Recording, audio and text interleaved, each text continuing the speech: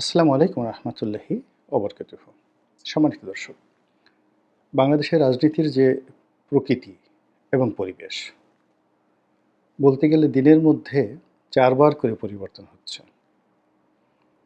মানে ২৪ ঘন্টার মধ্যে প্রতি ৮ ঘন্টা পর, পর পরিবর্তন হচ্ছে।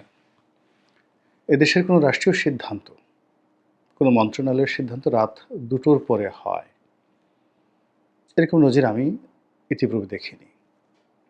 যখন মাইলস্টোন কলেজে অ্যান্ড স্কুলে সেই ঐতিহাসিক মহাদুর্ঘটনা এবং বিয়োগাত্মক ঘটনা ঘটল, তারপরে যে এইচএসসি অর্থাৎ ইন্টারমিডিয়েট পরীক্ষার যে ডেট ছিল, সেটি পেছানোর যে জোর দাবি, সে ব্যাপারে সরকার প্রথমে কর্ণপাত করল না। পরবর্তীকালে যখন পরিস্থিতির চাপ, তাপ এবং গুরুত্ব তারা মোটামুটি বুঝতে পারল, বিশেষ করে তাদের কর্তা ব্যক্তিরা যখন সেই নানাভাবে নিগৃহীত হতে থাকলেন সেই মাইলস্টোন কলেজে গিয়ে, তখন তারা পরের দিনের যে এইচএসসি পরীক্ষা সেটা নেওয়া হবে না, এরকম একটা সিদ্ধান্ত রাত ২টোর পরে তারা দিল। এর অর্থ যে আমাদের এই যে জোয়ার ভাটা, ৮ ঘন্টা পর জোয়ার হয়, ভাটা হয়, ২ বার জোয়ার ২ বার ভাটা আমাদের দক্ষিণাঞ্চলে। তো সেই জোয়ার ভাটার সঙ্গে তাল মিলিয়ে বাংলাদেশের বর্তমান এই সরকারের যে রাজনীতি, এটি দৈনিক ৪ বার করে গতি পরিবর্তন করছে। কখনো জোয়ারে যাচ্ছে, কখনো ভাটিতে যাচ্ছে। জোয়ারে যখন যাচ্ছে তখন মনে হচ্ছে যে এই পৃথিবীটা বড়ই সুন্দর। আমরা মরে গেলেও ক্ষমতা ছাড়ব না। আমাদের একটা দায়িত্ব আছে না? এত বড় একটা বিপ্লবের পর জনগণ আমাদেরকে ক্ষমতায় বসিয়েছে। আমরা জনগণের একটা কুল কিনারা না করে, জনগণকে একটা অন্যরকম যাকে বলা হয় অনুভূতি না দিয়ে আমরা এই দেশ ছেড়ে কোথাও যাব না জোয়ারের সময়। কিন্তু ভাটার সময় তাদের মনে হয়, হায় আল্লাহ! এ কি? এটা দেখি সবাই বিশ্বাসঘাতক, সবাই মুনাফিক। সবাই তো স্বৈরাচারী বা ফ্যাসিবাদী সরকারের দোসর। চারিদিকে শুধু চক্রান্ত, কেউ কৃতজ্ঞতা স্বীকার করে না। এত খাওয়াই, এত পড়াই, পোলাও, কুরমা, বিরিয়ানি, এগুলোর হিসাব তো আমাদের দিতে হবে। রাষ্ট্রীয় অর্থে আমরা তাদেরকে আনি, খাওয়াই, দাওয়াই। কত মিষ্টি, মিষ্টি কথা বলি। কিন্তু আমার ঘর থেকে বের হওয়ার পরই এদের কি হয়? কেন তারা আমার বিরুদ্ধে কথা কয়? তো এইরকম একটা পরিস্থিতিতে দিনে ২ বার, রাতে ২ বার তাদের মতামত পরিবর্তন হয়। ফলে আমরা যারা রাজনীতির বিশ্লেষণ করি, আমরাও আসলে কোনো গতি এবং প্রকৃতির প্রতি নির্ভর করতে পারি না। একবার মনে হয় যে জামাতের সঙ্গে এনসিপির সঙ্গে ডক্টর মোহাম্মদ ইউনূস এবং তার সরকারের একেবারে দহরম-মহরম সম্পর্ক। যেমন সম্পর্ক ১৯৭১ সনে পাকিস্তান সরকারের সঙ্গে জামাতের ছিল এবং জামাত বিশ্বাস করে তার বিশ্বস্ত লোকদেরকে এখানে রাজাকার, আলবদর আর শামস বাহিনীতে নিয়োগ দিয়েছিল এবং যেভাবে জামাত তাদের শীর্ষ নেতাদেরকে সেই ইয়াহিয়া খানের যে প্রাদেশিক মন্ত্রিপরিষদ, অর্থাৎ যুদ্ধকালীন সময় বাংলাদেশে যে মন্ত্রিপরিষদ ছিল, সেই মন্ত্রী পরিষদে জামাত তাদের প্রার্থীদের দিয়েছিল ঠিক একইভাবে। এখন তারা যে ঝুঁকি নিয়েছে, সেটা ৭১-এর চাইতে এই ঝুঁকি কোনো অংশে কম নয়। ৭১-এ বাংলাদেশে জামাতের যে স্থিতি ছিল, তাদের যে সংখ্যাগরিষ্ঠতা ছিল, তাদের অর্থনৈতিক ভিত্তি ছিল, সে তুলনায় এখন ১০০ গুণের বেশি ইন অল রাইটিং তারা আছে। তো কাজেই এখান থেকে যদি তারা বিচ্যুত হয়, পদচ্যুত হয়, মানে ক্ষমতাচ্যুত হয় আর আঘাতপ্রাপ্ত হয় পুনরায়। আগেরবার তো আওয়ামী লীগ তাদেরকে না বুঝে আঘাত করেছে। আর এইবার যারা ক্ষমতায় আসবে, সেটা বিএনপি আসুক বা অন্য যে কেউ আসুক, তারা জামাতকে যে আঘাত করবে এটা বুঝে শুনে আঘাত করবে এবং সেই দিক থেকে বর্তমান সরকার জামাতের জন্য সবচেয়ে নিরাপদ। আবার এনসিপি নামক যে নতুন দলটি গঠিত হয়েছে, তাদেরও ডক্টর মোহাম্মদ ইউনূস ছাড়া বিকল্প নেই এবং যেকোনো মূল্যে সরকারের সঙ্গে তাদের থাকতে হবে।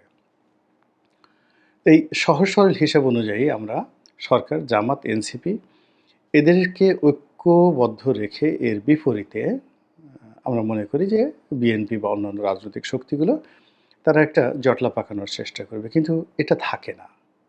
মানে পদ্মা নদীর তীরে যেমন পলি মাটি থাকে না, চর যেমন থাকে না, তারপরে কোনো স্থাপনা টিকে না। ঠিক তদ্রূপ আমাদের এদেশের যে রাজনৈতিক ঐক্য সকালে যেটা বললাম বা যেটা দেখলাম এটা বিকেলে এসে থাকে না। এখন অবস্থা দৃষ্টি মনে হচ্ছে যে জামাত এবং এনসিপি দুটোই সরকারের প্রতি নানা কারণে বিরক্ত এবং তারা কোনো অবস্থাতেই ডক্টর মোহাম্মদ ইউনূসের উপর আস্থা রাখতে পারছে না। আর ডক্টর মোহাম্মদ ইউনূসের কাছাকাছি যারাই বিভিন্ন সময় আসার চেষ্টা করেছে তার নূরের জিল্লতে, তার উত্তাপে, তার চেহারার সৌন্দর্যে, তার প্রজ্ঞা, মেধা এবং যোগ্যতার দাপটে সবগুলো সুহাকি তারা অর্থাৎ ইঁদুরের মতো মাথা নিচু করে ওই ভবন থেকে বের হতে বাধ্য হন এবং বের হওয়ার পরে তাদের আসলে কোনো জবানে বক্তব্য থাকে না, স্বর থাকে না কণ্ঠে, জিহ্বা নাড়াচাড়া করার মতো শক্তি সামর্থ্য তাদের থাকে না। তো এইভাবে চলছে, টানা হেঁচড়া চলছে।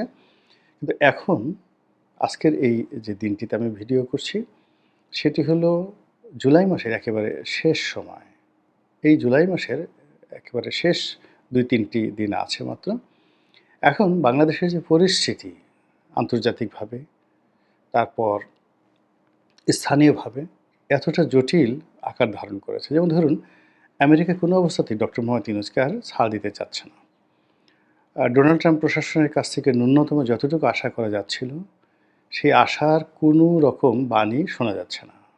বাংলাদেশের উপর তারা একতরফাভাবে ৩৫% ট্যাক্স আরোপ করেছে আমাদের যে রপ্তানিযোগ্য পণ্যের উপর, এবং এই বিষয়ে আলাপ আলোচনা করার জন্য দ্বিতীয় মেয়াদে বাংলাদেশের কর্মকর্তারা মানে বাণিজ্য উপদেষ্টা বা বাণিজ্য মন্ত্রী যে যাবেন, এর জন্য কোনো অ্যাপয়েন্টমেন্টই দেওয়া হচ্ছে না, কোনো দাওয়াতপত্র দেওয়া হচ্ছে না এবং সরকারের সঙ্গে অর্থাৎ মার্কিন সরকারের সঙ্গে আলোচনার কোনো সুযোগই পাওয়া যাচ্ছে না। অন্যদিকে চীনও তো বেঁকে বসেছে, তারাও নানা কারণে সরকারের প্রতি বিরক্ত, আর ভারত তো ১০ পায়ে দাঁড়িয়ে আছে। এর মধ্যে এই মাইলস্টোনের ঘটনা ঘটলো, গোপালগঞ্জের ঘটনা ঘটলো এবং এই মাইলস্টোন এবং গোপালগঞ্জের ঘটনাকে কেন্দ্র করে বাংলাদেশের যে উত্তাল পরিস্থিতি, সেই উত্তাল পরিস্থিতিতে পাকিস্তান, ভারত, চীন, আমেরিকা আবার নতুন করে খেলা শুরু করেছে। মায়ানমার সীমান্তে আমাদের নতুন সমস্যা দেখা দিয়েছে এবং যে মানবিক করিডোর জাতিসংঘ চেয়ে আসছিল, সেই মানবিক করিডোরের বিষয়টা আবার আসছে এবং বিভিন্ন আন্তর্জাতিক গণমাধ্যমে আমাদের রোহিঙ্গা ইস্যুটি যেভাবে আসছে তাতে মনে হচ্ছে এটি আমাদের গদির উপর একটা বিস্ফোরা হয়ে দেখা দিয়েছে। আমাদের সবচেয়ে বড় সমস্যা হলো যে জনগণের মধ্যে যে উন্মত্ততা দেখা দিয়েছে, উত্তালতা দেখা দিয়েছে এবং কোনো কিছু না মানার তাদের যে প্রবৃত্তি, এবং যখন যেভাবে পারো যাকে ইচ্ছে তাকে ধরো, মারো, খাও, এই যে থিওরি চলছে, এটি গত ২ সপ্তাহে সহ্যের সীমা ছাড়িয়ে গেছে। ফলে আমার কমন সেন্স যেটা বলছে, সিক্স সেন্স যেটা বলছে যে সরকারের এই মুহূর্তে যারা কর্তা ব্যক্তি আছে তাদের প্রায় সকলের অবস্থা ছেড়ে দে মা, কেঁদে বাঁচি। কোনো মতে একটা নির্বাচন দিয়ে তারপরে কারো হাতে দায়িত্ব হস্তান্তর করে তারা যদি নিরাপদ বা সেফ এক্সিটের কোনো সুযোগ পায় তাহলে তারা সেই সেফ এক্সিটের জন্য সর্বোচ্চ চেষ্টা করবে, এটাই স্বাভাবিক এখন যা যাচ্ছে। তো সেই দিক থেকে তারা এই গত ১১ মাসে জামাতের সঙ্গে এনসিপির সঙ্গে যে মাখামাখি করেছে, দহরম মহরম করেছে, তো সেক্ষেত্রে যদি ফরমালি জামাত এবং এনসিপির কাছ থেকে বিদায়ের চেষ্টা করা হয়, বিদায়ের বাণী শোনানো হয়, তাহলে বুঝতে পারেন জামাত এবং এনসিপির যারা কর্তা ব্যক্তি তারা সবাই বলবে চাচা মিয়া বা দাদু ভাই, মরে গেলেও জীবন গেল আপনাকে ছাড়া যাবে না। আমরা আফগানিস্তানে দেখেছি যখন আমেরিকা তাদের দোসরদেরকে ছেড়ে গেছে, তখন ওই আফগানিস্তানে কি ভয়াবহ পরিস্থিতি তৈরি হয়েছে। আমরা বাংলাদেশে দেখেছি যে শেখ হাসিনা যখন বাংলাদেশ থেকে চলে গেছেন, তার দোসর, পাত্র, মিত্র, আমলা কামলা, উজির নাজির, পায়েক, পেয়াদা, কোতোয়াল প্রায় সবাই এখন দস্যুরানী ফুলুনের মতো মানুষের আক্রমণের শিকার হচ্ছে, কোর্ট কাছারিতে, অফিস আদালতে, জেলখানা থেকে শুরু করে সর্বত্র।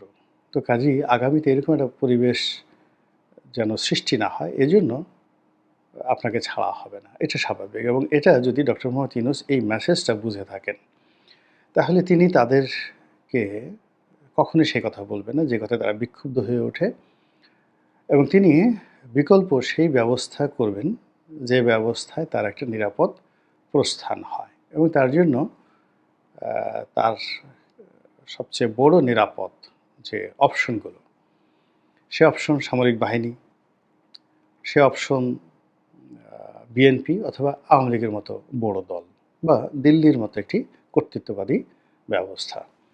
তো ঘটনা যাই হোক না কেন, এখন যেহেতু তাদের প্রথম এবং প্রধান যাকে বলা হয় উপলক্ষ্য, লক্ষ্য এবং উদ্দেশ্য, এটি হলো একটা সেফ এক্সিট, নিরাপদে প্রস্থান। এখান থেকে সুন্দরভাবে যেভাবে অতীতকালে মঈনুদ্দিন এবং ফখরুদ্দিন বাংলাদেশ থেকে আমেরিকা চলে গিয়েছিল এবং যেভাবে ৭৫-এর ১৫ই আগস্টের পর যারা কুশীলব ছিলেন, তারা যেভাবে প্লেনে করে পালিয়ে যাওয়ার সুযোগ পেয়েছিলেন, তো সেক্ষেত্রে যদি বর্তমান সরকারের সবকিছু অস্বাভাবিক হয়, যদি স্বাভাবিক না চলে অস্বাভাবিক হয় এবং সেক্ষেত্রে তাদের যে বিকল্প, সেই বিকল্প পথটি কোনো অবস্থাতেই সহজ হবে না, স্বাভাবিক হবে না এবং তারা মানবিক কারণে, সঙ্গতির কারণেই একটা নিরাপদ প্রস্থান চাইবেন এবং সেই প্রস্থান দেওয়ার মতো একমাত্র সক্ষমতা রয়েছে বিএনপির। তো এই কারণে বিএনপির যে চেয়ারপারসন, ভারপ্রাপ্ত চেয়ারপারসন বা চেয়ারম্যান জনাব তারেক রহমান সাহেবের সঙ্গে ডক্টর মোহাম্মদ ইউনূসের যে বৈঠক, এই বৈঠকটি বাংলাদেশের রাজনীতিতে রীতিমতো আগুন ধরিয়ে দিয়েছিল। এই বৈঠকের ফলে চরমোনাই, জামায়াত ইসলামী, এনসিপি সবাই বিক্ষুব্ধ হয়েছিল। আবার সেই বিক্ষোভ কিছুটা কমতে না কমতেই যে প্রবলেমগুলো এই ভিডিওর শুরুতে বলেছিলাম যে মায়ানমার সীমান্তে মানবিক করিডর, পাহাড়ে সমস্যা, আমেরিকাতে শুল্ক সমস্যা, মাইলস্টোন স্কুল অ্যান্ড কলেজে জঙ্গি বিমান আশ্রয়ে পড়া, তারপর বহু হতাহত এবং একই সঙ্গে গোপালগঞ্জের নির্মম ঘটনা, সব মিলিয়ে সরকারকে একটা ত্রাহি অবস্থার মধ্যে ফেলে দিয়েছে। এর মধ্যে ভারতীয় ঊর্ধ্বতন সেনা কর্মকর্তাদের নড়াচড়া, তাদের ঘন ঘন দিল্লি থেকে কলকাতায় আসা, কলকাতা থেকে শিলিগুড়ি যাওয়া, এই জিনিসগুলো আমাদের দেশে কিন্তু মারাত্মক আতঙ্ক সৃষ্টি করেছে। তো সেই আতঙ্ক যে সরকারকে ধরবে না বা সরকারকে পেয়ে উঠবে না, সরকার এত বড় বীর হয়ে গেছে, সাহসী হয়ে গেছে, এটা মনে করার কোনো কারণ নেই। তো সঙ্গতির কারণেই তারা বিকল্প পথ খুঁজবে এবং আওয়ামী লীগের দেখেন যে বড় বড় কর্তা ব্যক্তি যারা খুব হুমকি ধামকি দিত, পালাবো না, দেশ ছেড়ে যাবো না, মেরে ফেলবো, কেটে ফেলবো, খেলা হবে, হ্যাং হবে, ত্যাং হবে, সবার আগে নিরাপদে নিশ্চিন্তে স্ত্রী পুত্র সন্তানসহ সপরিবারে এই মানুষগুলো ভেগে গিয়েছে এবং এটা সবসময় হয়। সবসময়ই যারা খুব হম্বিতম্বি করে তারাই সবার আগে ভাগে। ফলে এখন যারা খুব হম্বিতম্বি করছেন, খুব বড় বড় কথা বলছেন, দম্ভ দেখাচ্ছেন, আপনি দেখবেন যে পালানোর ক্ষেত্রে যদি অপশন এসে যায়, তারা দরকার হলে দু হাতকে পাখা বানিয়ে ফেলবে। তারা এখান থেকে উড়াল দিয়ে সোজা নেপালে চলে যাবে, হিমালয়ের পাদদেশে, অথবা তারা শরীরের সাথে মেশিন লাগাবে, অথবা তারা জিন পরি ভূত হবে, অথবা তারা জাদু মন্ত্র দিয়ে নিজেদেরকে অদৃশ্য করে ফেলবে। যেভাবে হোক না কেন, আপনি এদের বেশিরভাগ লোককে খুঁজে পাবেন না। একটা চমৎকারভাবে কোথায় যেতে হবে এই ফন্দি ফিকির আগে রেডি করে তারপরে কিন্তু সবাই বড় বড় কথা বলছেন। এটাই হলো প্রকৃতির নিয়ম। তো সেদিক থেকে ধরুন যে তাদের যে সেফ এক্সিট যদি বিএনপির সঙ্গে সমঝোতার মাধ্যমে নিতে হয়, তাহলে এখন জামাতের সঙ্গে এবং এনসিপির সঙ্গে তাদের যে দহরম মহরম সম্পর্ক চলছে, এটা থাকবে না।